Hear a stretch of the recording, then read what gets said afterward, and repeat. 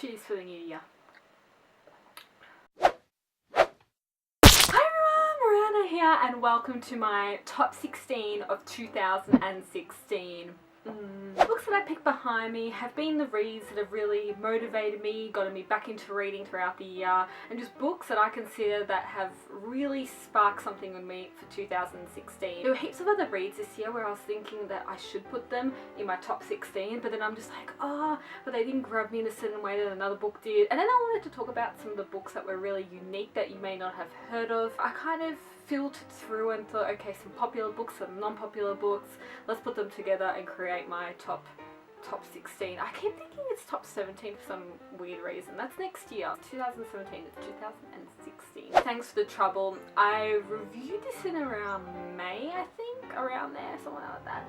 And it's by the author Tommy Wallach. I remember I was going to go to the book launch, but then I had uni and I was busy and I missed it, and I regret it so much because this was one of my favourite books of the year. It's about this boy called Parker, and he just sits in hotels and like writes things, and he doesn't speak. And then one day he meets this girl called Zelda, and they literally know each other for 3 days, and I'm not going to reveal Zelda's secret because I'd be giving it away. She just completely changes him, and then there was this touch of fantasy in it which was just so amazing and almost really relatable. I really loved this book. It's called Animus, The Oldest Soul. This is the first book in The Oldest Soul, and it's by Tiffany Fitzhenry. This book got me all excited on the inside. I'm in the new year going to be doing this like little list on reincarnation books, which make sure to keep a lookout on. This book definitely is one of my top reincarnation books. The author's so lovely. She's recently sent me the second one, and at the back it's got like a little Bible of like what are new souls, what are old souls, and how many lifetimes you've lived. She's got things down to a point. Like she's got this thing called zodiac souls and star souls,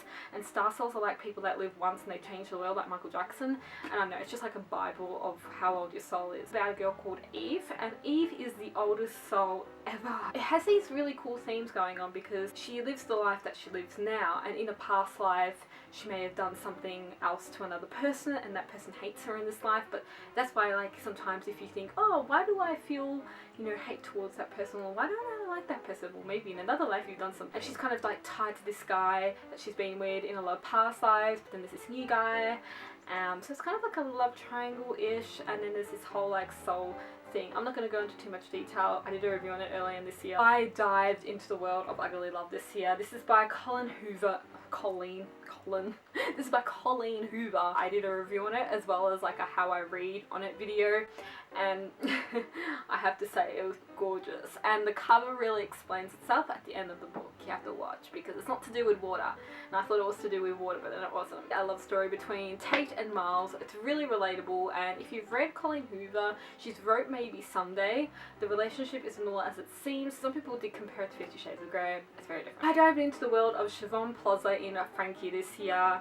Frankie is such a wonderful read. I interviewed this author earlier in the year, and recently for my Book Burbia episode I interviewed them as well. So you'll be seeing a lot more of this author on my channel in the next couple of months, because I also have to upload the tag that I did with her the day that I interviewed her, and I've been so lazy that hasn't happened yet, so that's going to happen. Siobhan Plaza is a fantastic author. This book is about a girl called Frankie, and it's about her life growing up in Collingwood. She lives in this kebab shop and it's really run down. She's just had a really crap life because her mum left her when she was young, and now her half brother comes back into her life. When he disappears, you know, she goes on this mission to find him, so she kind of learns a lot about herself. I'll leave the link down below to the author interview.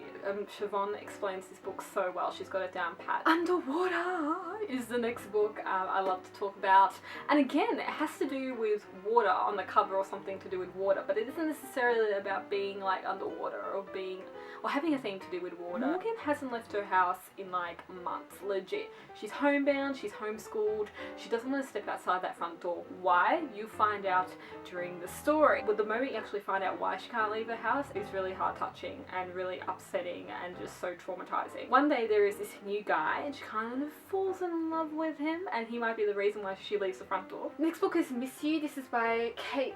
Now, I think it's Eberlin.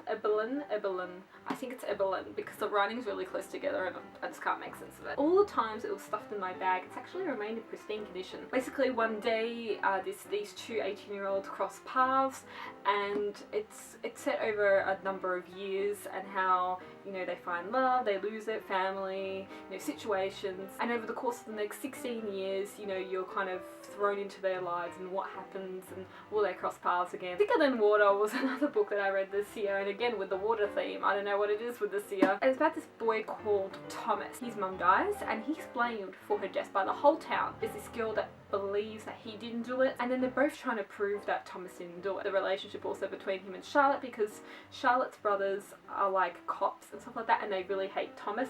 Of course, being in this small town where Thomas is being picked on due for murdering his mum, they try and keep Thomas separate from Charlotte. But do Charlotte's brothers have something to do with it? We don't know. So that's like the whole who killed Thomas's mum. That's basically the theme of this book, and it is just great. I delved into the world of Acne. This is a beautiful book by Noni. She's a lovely Australian author, and I actually saw her at Supernova earlier this year, but back then I didn't read her book, and I only just read it because the lovely Susan from Pantera Press gave me this book when I went to Sydney, about this girl called Alex, and you know, she's just starting school one day. She's 16-year-old, you know, going into school, goes to the principal's office because she's enrolling in the school, opens the door and is thrust into this other world like Narnia, and there all the people have powers, and you know, she's like in this kind of not like a Harry Potter kind of school, this magical world that she has no idea even existed. I think a lot of people read this book. It was really popular this year. Everything by Nicola Yoon, about this girl called Maddie, and again she's inside the house. This is like underwater for Morgan. Maddie and Morgan, they should be best friends, and she's like allergic to the world. She hasn't left the house in 17 years, and one day there's this boy, and you know, will she finally leave the house? Dance Demons. This book, I interviewed Juliet for it recently, and also for Bookburbia as well. About this girl called Stephanie. Her boyfriend is tragically killed in a car accident. From there she takes up a dancing and dance lessons and meets this handsome instructor called Anton.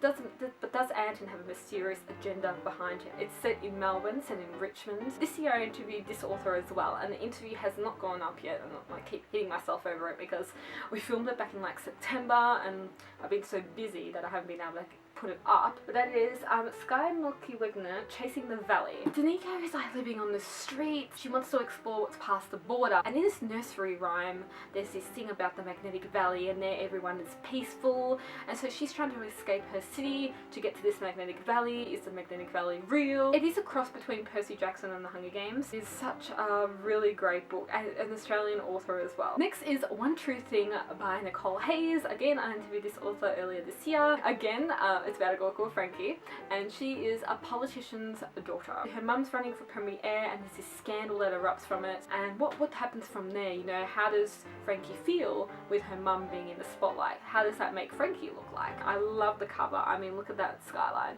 It's so beautiful. I interviewed Will Kostakis as well this year, and he wrote The Sidekicks, about the swimmer, the rebel, the nerd, three boys, completely different, their friend dies, how do they get along? The friend that died is kind of the one that spurs this group along and gets them all together. Again, I'll leave the author interview that I did with him down below. I read Outlander.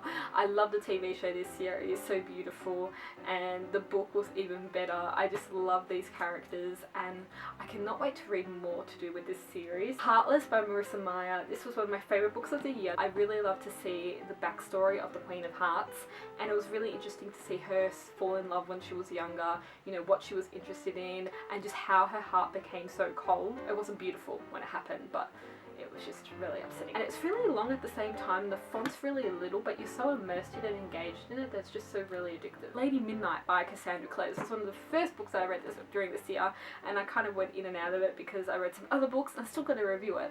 And I still got to put out my review for Clockwork Princess last year. Like, it's just amazing. I really enjoy being back into the Shadowhunter world. It's just so beautiful to be there again, and I just really hope that Cassandra Clare keeps writing books. Okay, so they are my top 16 of 2016. What are your top books of this year? Let me know. I'm Miranda. Thank you so much for watching. See you.